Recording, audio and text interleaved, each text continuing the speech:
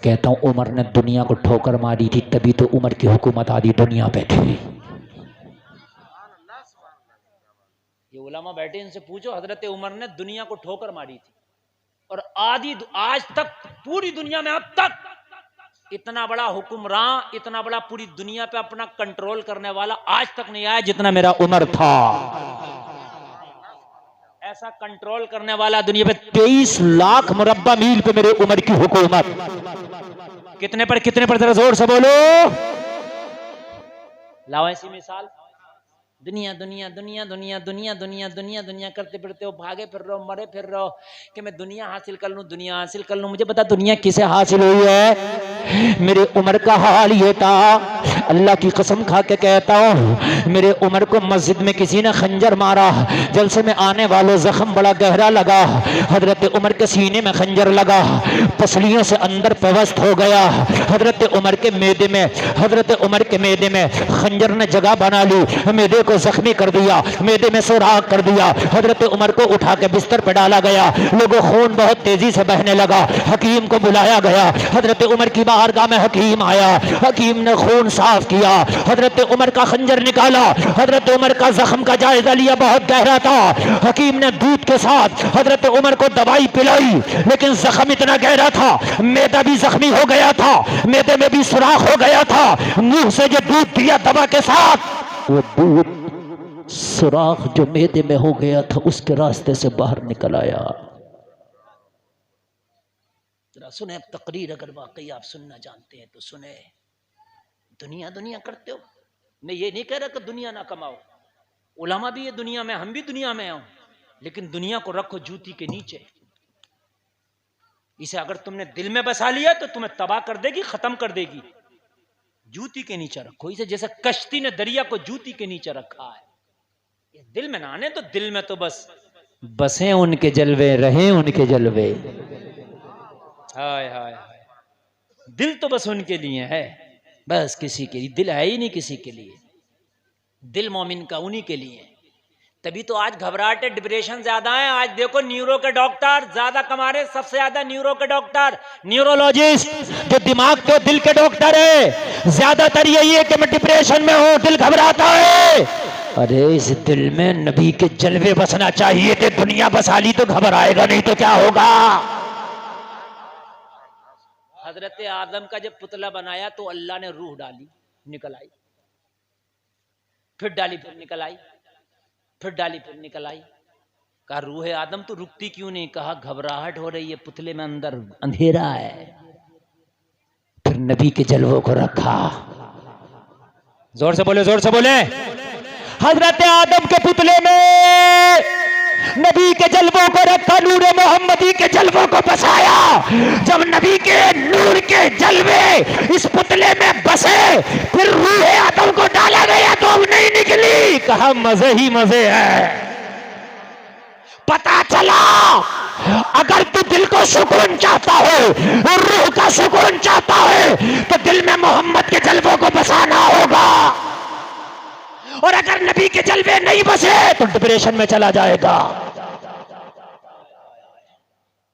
Depression میں چلا جائے گا۔ بسا ان کے جلوے، دل گھبرائے کرے، درود پڑھنا شروع کر دو، اتنا درود پڑھو بے شمار بار، انشاءاللہ گھبراہٹیں دور ہو جائیں گی۔ زور سے بولو سبحان اللہ، اور زور سے بولو سبحان اللہ۔ اللہ سلامت رکھے۔ اے بچے خاموش بالکل، صاحب میری تقریر بہت غور سے سننے اور ایسی سنیں، اور کوئی بھی بالکل ادھر سے ادھر ڈسٹرب نہ کرے۔ اگر آپ ڈسٹرب کریں گے تو مجھے ڈسٹرب ہوگا، پھر میں تقریر ختم کی طرف لے جاؤں گا، اور 1 گھنٹہ ہو چکی میری تقریر، مجھے پتہ بھی نہیں چل رہا، اور میں بھی شروع ہو رہا ہوں، اعلیٰ حضرت کا وہی شعر پڑھ رہا ہوں، رزق خدا کھایا کیا، اسی شعر کے حوالے سے میں بول رہا ہوں، رزق خدا کھایا کیا، فرمان حق تعالی کیا، شکر کرم ترس سزا، یہ بھی نہیں وہ بھی نہیں۔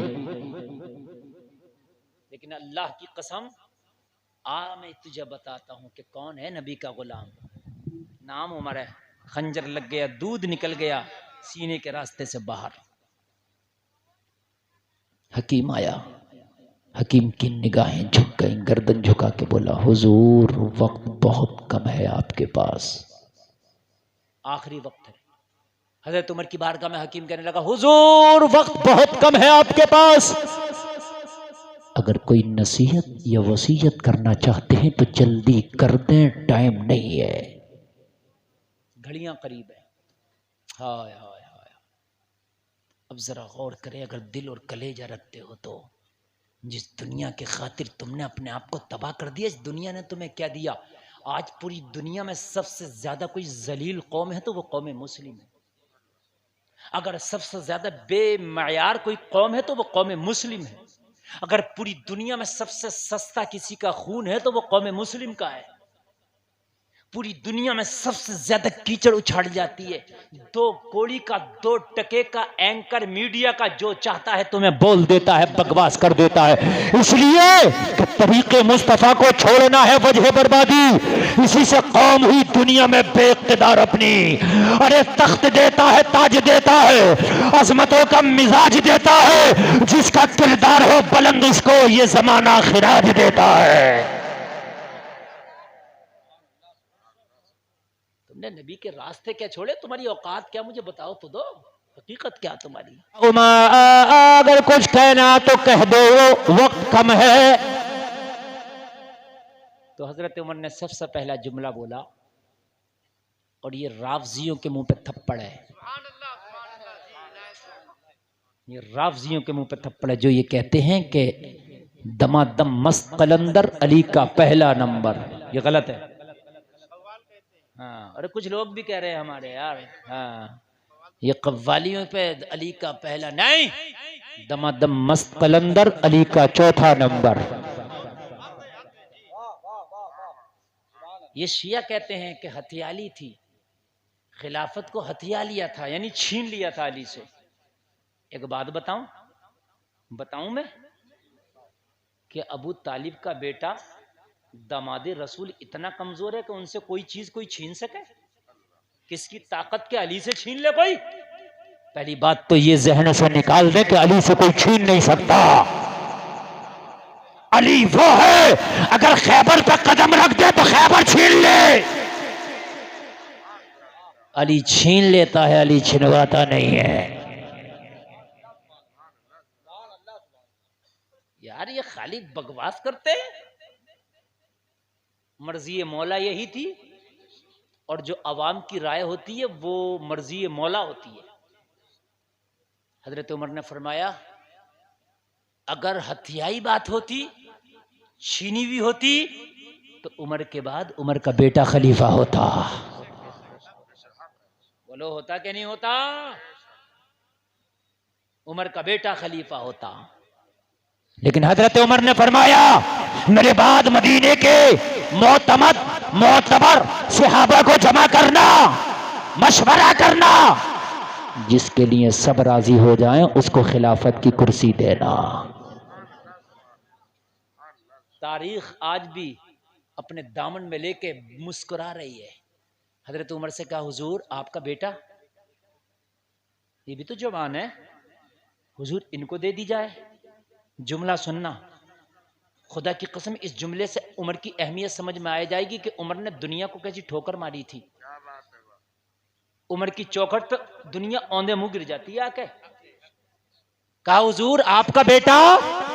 حضرت عمر نے فرمایا اے مدینہ کے لوگوں، عمر کے بیٹے کو تو خلافت کے مشورے میں بھی شامل نہ کرنا۔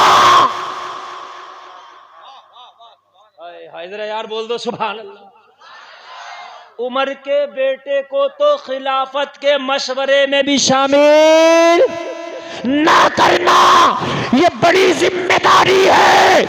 اگر ایک کتا بھی پیاسا رہ گیا تو اس کا بوجھ عمر کے کاندھوں پر ہوگا۔ بڑی ذمہ داری ہے، میرے بیٹے کو تو اس مشورے میں بھی نہ لینا۔ اب مجھے بتاؤ ہتھیائی ہوئی تھی یہ؟ جو ہتھیاتا ہے وہ اپنی اولادوں کے لیے کرتا ہے، جو ہتھیاتا ہے وہ اپنی نسلوں کے لیے چھوڑ کے جاتا ہے۔ مگر اللہ کی قسم عمر نے تو ذمہ داری نبھائی تھی، نبی کے دین کی نوکری کی تھی۔ عمر نے تو اللہ کی قسم ایسی نوکری کی تھی، ارے نوکری کی زندگی بھی دیکھو۔ اور عمر کی زندگی کو پڑھو تو لگے گا کہ واقعی عمر دین کا سچا نوکر تھا. عمر نے اس لیے خلافت کی کرسی پہ حضرت عمر خلافت کی کرسی کو قبول کیے کہ اس کرسی کے ذریعے میرا دبدبہ، میرا روب، میرا عیش ہوگا نہ. بلکہ دوسرا ہی جملہ سنو عمر کا، لوگ خاموش ہو گئے. خلافت کا معاملہ کلیئر ہو گیا. بولو ہو گیا کہ نہیں ہو گیا؟ کلیئر ہو گیا. جو سب کی رائے ہو ادھر جائے گی خلافت. اب اگلا جملہ سنو، اگلا جملہ سنو کہ عمر کیسا نوکر تھا دین کا. کہ میرے بیٹے کو قریب بلاؤ. حضرت عبداللہ قریب آئے. یہ ان کا دوسرا بیٹا، لیکن حضرت عبداللہ کے بارے میں زیادہ کہ حضرت عبداللہ قریب آئے. عمر نے فرمایا بیٹا، عمر کے اوپر 80 دینار کا قرضہ ہے. ہائے ہائے ہائے، 23 لاکھ مربع میل کا حاکم اور 80 دینار کا قرضہ. یہاں تو ایک بار منتری بن جائے تو 7 پشتے کی کھاتی ہے، 7 پشتوں کے مکان الگ دکھتے ہیں. یہ بنگلہ منتری صاحب کا، یہ پیٹرول پمپ منتری صاحب کا، یہ فلاں منتری صاحب کا، یہ فلاں منتری صاحب کا. عمر کیا کہہ رہے ہیں؟ کتنا قرضہ میرے اوپر؟ زور سے بولو. اگر کمایا ہوتا عمر نے تو 80 دینار کا قرضہ نہ چھوڑا ہوتا. ہائے ہائے ہائے یار، دنیا کو کیسی ٹھوکر ماری ہے. کہا بیٹا 80 دینار کا قرضہ ہے. کہا کرنا کیا ہے؟ کہا بیٹا عمر کے گھر میں اتنا اثاثہ نہیں ہے کہ عمر کا قرضہ اتر سکے. عمر کی اتنی ملکیت نہیں ہے کہ عمر کا قرضہ اتر سکے. عمر کی اتنی پراپرٹی نہیں ہے کہ عمر کا قرضہ اتارا جا سکے. باپ کرنا کیا ہے؟ بابا کرنا کیا ہے؟ کہا میرے فلا فلا رشتہ دار کے پاس جانا اور کہنا عمر کا یہ قرضہ ہے اتار دو. کہا نہ اتارا تو کہا فلا فلا دوستوں کے پاس جانا، ان سے کہنا میرے بابا کا قرضہ اتار دو. کہا نہ اتارا تو پھر عمر نے رافضیت کے منہ پہ تھپڑ لگا دیا. زور سے کہتے ہیں سبحان اللہ. جو حضرت عمر کو گالی دیتے حضرت علی کی محبت میں، ان کی آپس کی محبت دیکھ. حضرت عمر نے فرمایا جب میرے رشتہ دار میرا قرضہ اتارنے سے بیٹا منع کر دے، میرے رشتہ دار، میرے دوست، میرے احباب میرا قرضہ اتارنے سے منع کر دیں، انکار کر دیں، بیٹا کھڑا پھر کیا کروں؟ کہا علی کی بارگاہ میں جانا. زور سے بولو ذرا زور سے. علی کی بارگاہ میں جانا اور کہنا عمر کے اوپر 80 دینار کا قرضہ تھا، کوئی اتارے یا نہ اتارے عمر کا قرضہ علی ضرور اتارے گا. خدا کی قسم قربان جائے، کیا محبت ہے عمر و علی کے درمیان، قربان جائے. بیٹے نے پھر یہ نہیں کہا کہ علی بھی نہ اتارے تو کس کے پاس جاؤ. بیٹے کو پتا ہے علی وہ ہے، کوئی اتارے یا نہ اتارے علی ضرور اتار دے گے. دشمن قرضہ اتارے گا تمہارا؟ کیوں اتارے گا؟ اور تمہیں پتہ نہیں ہے علی کے بیٹے تو حسین کا رشتہ ہی عمر نے کرایا تھا. تمہیں تو پتہ ہی نہیں ہے. ہاں، حضرت حسین کا جو مہر تھا وہ حضرت عمر نے اپنے پاس سے ادا کیا. ان کی محبتوں پہ داغ لگاتے شرم نہیں آتی؟ قیامت میں خدا کی قسم بول نہ سکو گے. خدا کی قسم قیامت میں تباہ ہو جاؤ گے، تباہ. داغ لگاتے ان کی محبتوں پر. ارے ان کی محبت آئینے کی طرح صاف ہے، ان کی محبت ایسی ہے کہ تو ایسی محبت کر نہیں سکتا. بیٹے نے کہا ٹھیک ہے، قرضے کا معاملہ بھی حل ہو گیا. 2 معاملے حل ہو گئے بھائیو. کتنے معاملے حل ہو گئے؟ کون کون سے ذرا بتاؤ؟ خلافت کا اور قرضے کا. اب معاملہ تیسرا آیا. ہائے ہائے ہائے، دنیا کے پیچھے بھاگ رہو، اللہ کے حکم کو ٹالے پھر رہو، اللہ کے احکام کی جو ہے فرما برداری نہیں کرتے، اللہ نے جو عطا کیا اس کا شکر نہیں کرتے. کہتے ہمیں دیا کیا ہے اور تجھے دے گا کیا، رب نے تجھے کیا نہ دیا. تیسرا مرحلہ آیا. حضرت عمر نے فرمایا حذیفہ بن یمان کو بلاؤ. نبی کے رازدار صحابی ہیں. خدا کی قسم بڑی دل سے تقریر کر رہا ہوں، میں بڑی دل سے کر رہا ہوں. اللہ آپ کے والدین اگر انتقال کر گئے تو ان کی بخشش فرمائے، جن کے زندہ ہیں انہیں صحت عطا فرمائے. یہ جلسہ نہیں تمہاری روح کو جھنجھوڑ کر رکھ دے گا. ہم اللہ کے شکر گزار بندے بنیں گے. میرے نبی پوری پوری رات کھڑے ہو کے عبادت کرتے نا تو پیروں پہ ورم آ جاتا, سوج جاتے. یہ صحابہ عرض کرتے یا رسول اللہ آپ اتنی عبادت کرتے, نبی فرماتے افلا عبدا شکورا, کہ میں اپنے رب کا شکر گزار بندہ نہ بنوں, میں اپنے رب کا شکر گزار بندہ نہ بنوں. پھر اللہ قرآن میں منع کرتا ہے یا ایھا المزمل قم اللیل الا قلیلا, حبیب ساری رات کھڑا ہوتا ہے تیرے پیروں پہ ورم آ جاتا, یہ بھی گوارا نہیں میری رحمت کو. آدھی رات سو لیا کر, آدھی رات عبادت کر لیا کر, آدھی رات آرام کر لیا کر. یہ ہے یہاں تو میرے بھائی حال یہ ہیں کہ مسجد کو گئے ہوئے ہفتہ گزر جاتا ہے, ایک ہفتے میں پھر مسجد کا رخ کرتے ہیں. اور بہت سے لوگ تو جمعہ کے دن مسجد کی ٹوپی اٹھا کر رکھتے ہیں, اور جو ٹوپی واپس رکھی تو اگلے ہی جمعہ میں نظر آتی ہے وہ ٹوپی. ہائے کیا ہو گیا, اس سے پہلے اگر تو مر گیا تو تیرا جنازہ پڑھایا جائے گا تو مجھے پتا ہو سکتا ہے کہ تجھے اگلا جمعہ بھی نصیب نہ ہو. جمعے میں آنے والوں, تو اس جمعے کو ٹوپی رکھ کر کے گیا ہے, اگلے جمعہ کو سر پہ ٹوپی آئے گی, پتہ نہیں اگلا جمعہ نصیب ہو یا نہ ہو. اس لیے پنج وقتہ بن جائے, جس وقت بھی مرے گا اگر پنج وقتہ نمازی ہوگا تو نماز پڑھ کے مرے گا. کبھی بھی مرے گا, جاؤ کب مرے گا, ابھی مر گیا اور عشاء پڑھا ہے تو عشاء پڑھ کے مرا, صبح ہی صبح مر گیا فجر پڑھ کے مرا, دوپہر میں مر گیا ظہر پڑھ کے مرا, ڈھلتے دن مر گیا عصر پڑھ کے, سورج غروب کے بعد مرا تو مغرب پڑھ کے. فرشتہ اللہ کی بارگاہ میں روح نکال کے لے کے جاتا, اللہ پوچھتا کس حال میں مرا ہے, تو اگر شراب پی کے مرے ہو فرشتہ کہتا مولا پی کے مرا, جوا کھیل کے مرو, اللہ کی بارگاہ میں فرشتہ کہتا مولا جوا کھیل کے مرا. اب اللہ کی بارگاہ میں فرشتہ کہہ رہا ہوگا جوا کھیل کے مرا, تیری روح وہیں موجود ہوگی, تو اب بتا تیرے اس وقت تیری روح پہ گزرے گی کیا؟ یا اللہ پڑوسی کا مال مار کے مرا, یا اللہ پڑوسی کی زمین دبا کے مرا, یا اللہ پڑوسی کی مینڈ کاٹ کے مرا, یا اللہ ماں باپ کو ستا کے مرا, یا اللہ دوسرے کی بیٹیوں پہ غلط نظر ڈال کے مرا, یا اللہ حرام کھا کے مرا, یا اللہ حرام کی کام کر کے مرا. یہ تیری روح کے سامنے فرشتے کہیں گے ہائے تیرا ہوگا کیا؟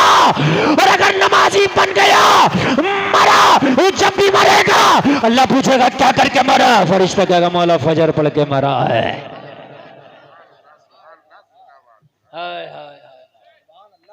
اور مولا ظہر پڑھ کے مرا ہے. پتا رب کیا فرماتا ہے؟ رب فرماتا فرشتے تھے میرے فرشتوں, یہ جو کام کر کے مرا ہے انہی کے ساتھ اس کی روح کو رکھ دو. میری بات سمجھ رہے ہیں آپ؟ پوری زندگی مدینے میں رہو, اور اگر کام نہیں ہے نبی کی شریعت والے تو مدینے میں نہیں رکھا جائے گا. کہا فرشتوں اسی کے ساتھ رکھو جو کر کے مرا. اگر شراب پی کے مرا ہے تو تیری روح کو شرابیوں کی روحوں کے ساتھ رکھا جائے گا. زنا کر کے مرا ہے تو تیری روح کو زانیوں کے ساتھ رکھا جائے گا. چوری کر کے مرا ہے تو تیری روح کو چوروں کے ساتھ رکھا جائے گا. اگر زمین دبا کے مرا ہے تو تیری روح کو غاصبوں کے ساتھ رکھا جائے گا. اور والدین کی نافرمانی کر کے مرا ہے تو تیری روح کو والدین کے نافرمانوں کے ساتھ رکھا جائے گا. اور اگر نمازیں پڑھ کے مرا ہے تو تیری روح کو امام حسین کے غلاموں کے ساتھ رکھا جائے گا. یہاں رنگ روغن کر رہا ہے, یہاں اپنے مکان کو سجا رہا ہے. کتنے دن رہ گا اس مکان میں جس پر پلاسٹر کر کے پلاسٹک پینٹ کر رہا ہے, جس میں اے سی لگا کے کولر سجا دیا ہے, جس میں تو نے رنگ روغن و بٹن لگا دیے ہیں. گھر میں کوئی آئے تو باہر سے بٹن دکھا دے تیری چڑیا بولے گی. تو نے ہر جگہ بٹن کا انتظام کر دیا. مجھے اب بتا مرنے کے بعد کون سے گھر میں رہے گا؟ وہاں کا کیا انتظام ہے؟ وہاں بھی کچھ رنگ روغن ہے؟ وہاں کی قبر اندھیری ہے, بچھوؤں کا گھر ہے, وہ سانپوں کا گھر ہے. میرے بھائیو نیند آ رہی ہے تو ختم کر لوں. میں نے آپ سے وعدہ کیا تھا کہ میں 1 گھنٹہ بولوں گا اگر آپ 1 گھنٹہ سنیں گے تو, اور میری تقریر 1 گھنٹہ 20 منٹ ہو گئی, زیادہ ہو گئی, تو 5 منٹ اور کر دوں. بہت اچھا, کامیاب. ناظم صاحب یہ جلسہ پہلے کیسا تھا اور اب دیکھیں کیسا ہے. ماشاءاللہ. پہلے لگ رہا تھا کہ یہ جلسہ سدھرے گا نہیں، اب لگ رہا ہے یہ بگڑے گا نہیں. ہاں، جو جہاں ہے وہیں چپکا پڑا ہے، جو جہاں ہے وہیں چپکا پڑا ہے. اللہ سلامت رکھے. میری ماں بہنیں بھی بڑی محبت سے سن رہی ہیں، اللہ انہیں بھی کنیز فاطمہ بنائے. آخری باتیں سنیں میرے بھائی. میں تو اعلیٰ حضرت کا ایک ہی شعر پڑھنے لگ گیا تو اسی پہ بول رہا ہوں. شکر کرم ترس سزا، نہ اس کی سزا کا ہمیں خوف ہے، نہ اس کے کرم کا ہم شکر ادا کر رہے ہیں. کچھ ہے ہی نہیں. ذرا غور کریں. حضرت عمر نے کہا حذیفہ بن یمان کو لاؤ بلا کے. حذیفہ بن یمان کو لایا گیا. یہ نبی کے رازدار صحابی ہیں. جب بھی نبی کسی سے کوئی راز کی بات کرتے تو حذیفہ سے کرتے. جس سے نبی راز کی بات کرتے اس صحابی کا کیا نام تھا؟ زور سے بولو.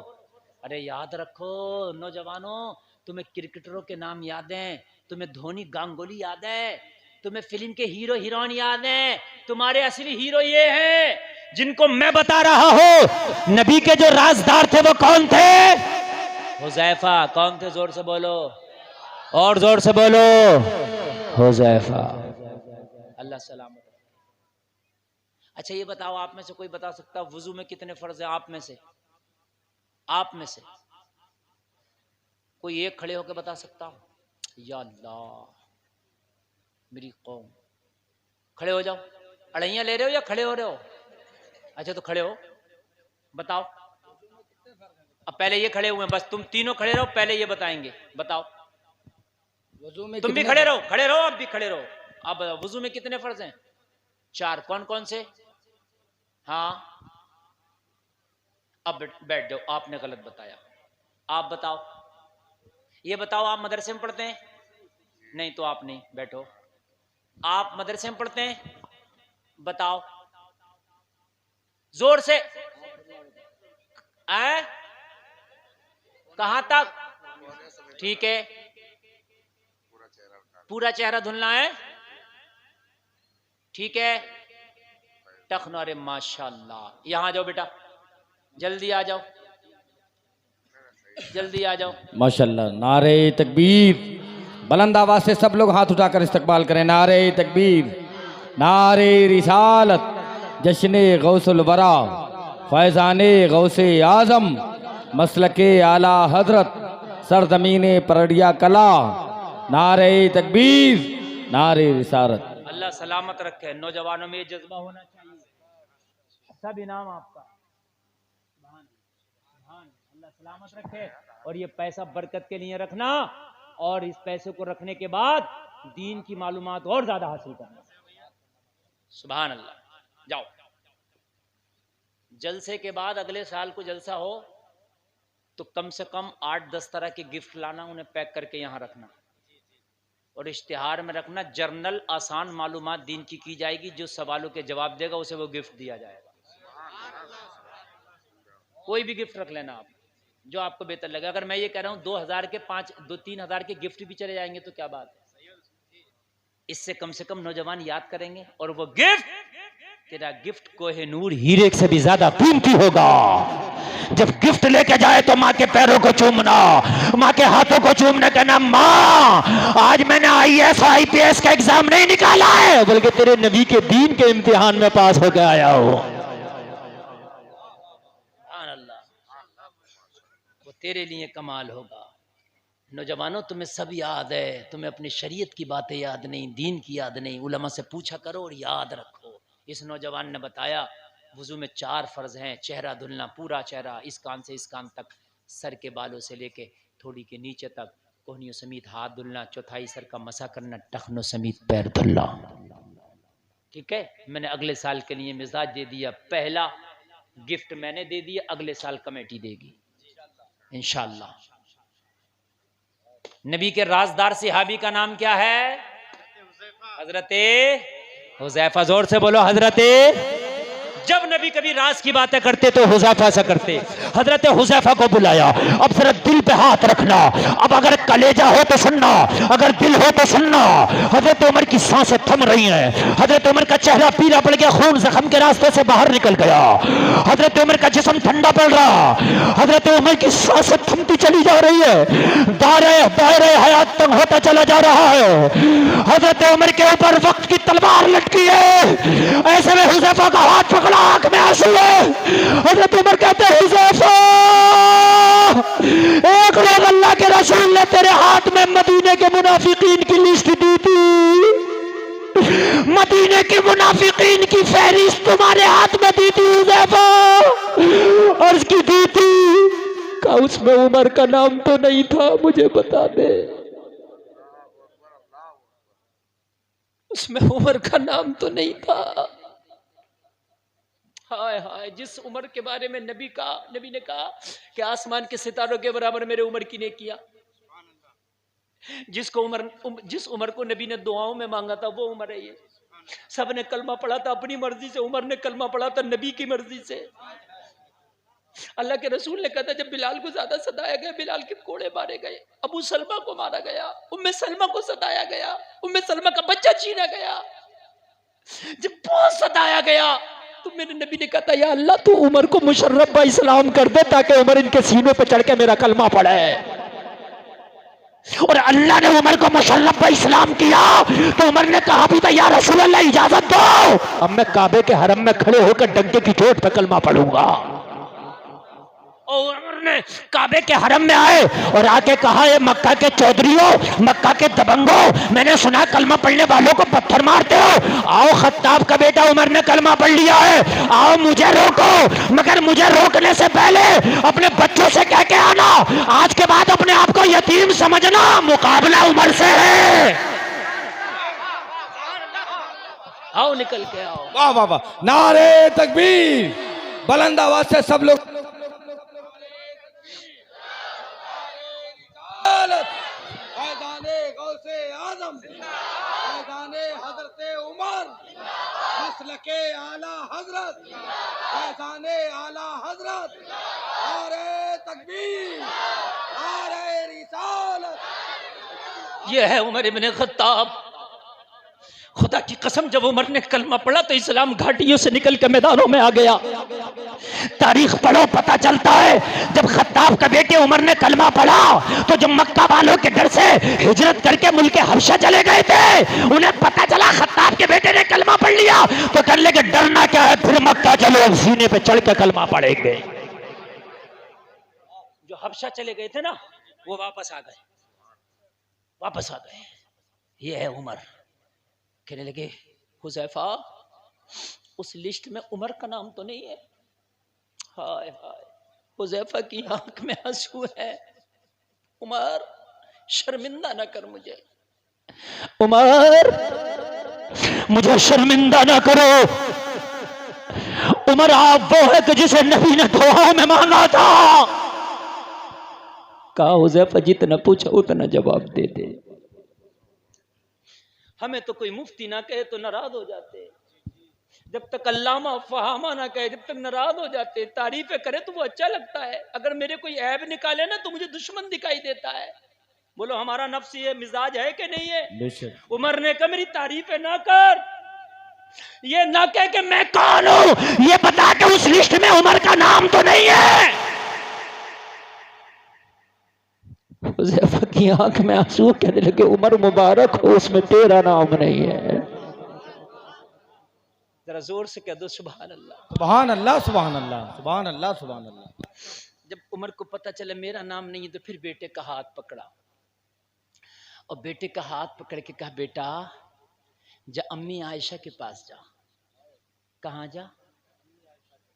ہائے ہائے, امی عائشہ کے پاس جا, سلام کرنا, میرا سلام پیش کرنا, اور یہ نہ کہنا کہ میں خلیفہ عمر کا بیٹا ہوں. نہ, بڑی بارگاہوں میں پد نہیں بتائے جاتے,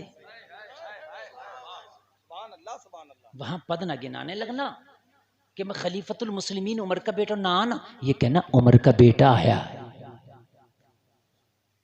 امی کے پاس جا کے میرے پد نہ گنانا, کیا کرنے جاؤں, کہنا یہ مانگنا کہ امی عائشہ میرے بابا کی آخری خواہش یہ ہے کہ اگر آپ اجازت دیں تو عمر کی قبر روضہ رسول میں بنانا چاہتے ہیں. ہائے ہائے، میں روزہ رسول میں اپنی قبر بنانا چاہتا ہوں. بیٹے جب بناؤں گا جب امی عائشہ اجازت دیتے ہیں. کون کہتے ہیں کہ عمر غاصب ہے معاذ اللہ؟ 23.5 لاکھ مربع میل کا حاکم امی عائشہ سے ایک قبر کی اجازت لے رہا ہے؟ ایک قبر کی؟ ہائے ہائے ہائے، قربان جائیں یار، ایک قبر کی اجازت. پتا پھر کیا کہا اگر امی عائشہ اجازت دے دیں تو میری قبر بنانا، روزہ رسول میں منع کریں تو پریشن نہ ڈالنا. پریشن نہ ڈالنا، منع کریں تو پھر مجھے پریشن نہ ڈالنا ان پر. ہائے ہائے، بیٹا گیا، سلام کیا. امی عائشہ نے پوچھا کون؟ کہا عمر کا بیٹا آیا. کہا کیوں آیا؟ کہا بابا کے خنجر لگا ہے، آخری لمحے، آخری وقت ہے. آخری بابا نے خواہش کی ہے اگر آپ کی اجازت ہو تو روزہ رسول میں جو قبر کی جگہ خالی ہے میرا بابا عمر دفن ہونا چاہتا ہے. امی عائشہ آپ کی کیا مرضی ہے؟ لوگوں ذرا غور کرو، قربان جاؤ. امی عائشہ فرماتی ہیں او عمر کے بیٹے، یہ جگہ تو عائشہ نے اپنے لیے رکھی تھی لیکن مانگنے والا عمر ہے، اس لیے عائشہ اپنی قربانی عمر کے لیے دیتی ہے.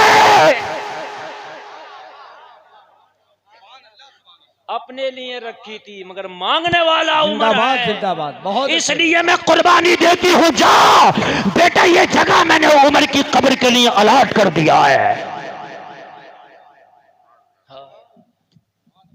بیٹا آ گیا. بیٹے کے چہرے پہ مسکراہٹ دیکھی. آخری وقت حضرت عمر کو نہایت خوشی ہوئی. بیٹا کامیاب ہو گیا. کہا بیٹا کیا ہوا؟ کہا بابا مبارک ہو، روزے رسول میں قبر کی اجازت مل گئی. سبحان اللہ بولو. روزے رسول میں قبر کی اجازت مل گئی. آج بھی روزہ رسول میں 3 قبریں ہیں، ایک صدیق کی ہے اور ایک عمر کی ہے. ہائے ہائے ہائے، خوش ہو گئے. پھر حضرت عمر کی سانسیں تنگ پڑ گئیں اور آخری جو جملہ بولا وہ یہ بولا بیٹا ایک کام کرنا، جب میرا جنازہ تیار ہو تو یہ دیکھنا میرا جنازہ حذیفہ پڑھ رہا ہے کہ نہیں. اگر میرا جنازہ حذیفہ پر خاص نظر رکھنا. کہا کیوں؟ کہا اس لیے کہ ابھی جب تک سانسیں ہیں خلیفہ میں ہوں، ہو سکتا ہے خلافت کی تھوڑی سی وجہ اور خلافت کی تھوڑی سی شرم اور حیا اور خلافت کی وجہ سے حذیفہ نے لسٹ میں میرا نام نہ بتایا ہو. تھوڑی حیا کری ہو، لحاظ کیا ہو اس عہدے کا. لیکن اگر اس لسٹ میں میرا نام ہوگا منافقین کی تو حذیفہ میرا جنازہ نہیں پڑے گا. بیٹا اجازت تو مل گئی روزہ رسول میں دفن ہونے کی، لیکن اگر حذیفہ میرا جنازہ پڑھ لے تو روزہ رسول میں دفن کرنا، اور جنازہ نہ پڑھے تو روزہ رسول میں دفن نہ کرنا. اجازت ملنے کے بعد ہائے ہائے ہے تو ڈر ہی نہیں ہے کسی بھی چیز کا. یہ عمر کہہ رہا، عمر یہ تو ڈر ہی نہیں ہے کسی بھی چیز کا. یار سامنے سے جھوٹ بولتے ہیں، امانت میں خیانت آنکھوں میں آنکھیں ڈال کے سامنے سے کرتے ہیں. شوہر کو منہ بیویاں سامنے سے لگ رہی ہوتی ہیں، اولاد والدین کی نافرمانی سامنے سے کر رہی ہوتی ہے، علماء کو ذلیل سامنے سے کیا جا رہا ہوتا ہے، مسجد کے جاہل متولی سامنے سے علماء کا امتحان لے رہے ہوتے ہیں. بہت اچھے بھائی. شکر کرم ترس سزا یہ بھی نہیں وہ بھی نہیں. کم سے کم اللہ کا شکر ہی ادا کر لو یا میدان محشر کی سزا سے ڈر جاؤ. ہائے ہائے جیسے ہی جنازہ تیار ہوا عمر کا جنازہ لایا گیا صف بنی عمر کے بیٹے کی نگاہ دیتے حذیفہ پہ تھی جلسے میں آنے والوں عمر کا جنازہ پڑھا جا رہا تھا جلسے والوں مبارک ہو حذیفہ پہلی صف میں کھڑے ہو کے جنازہ پڑھ رہے ہیں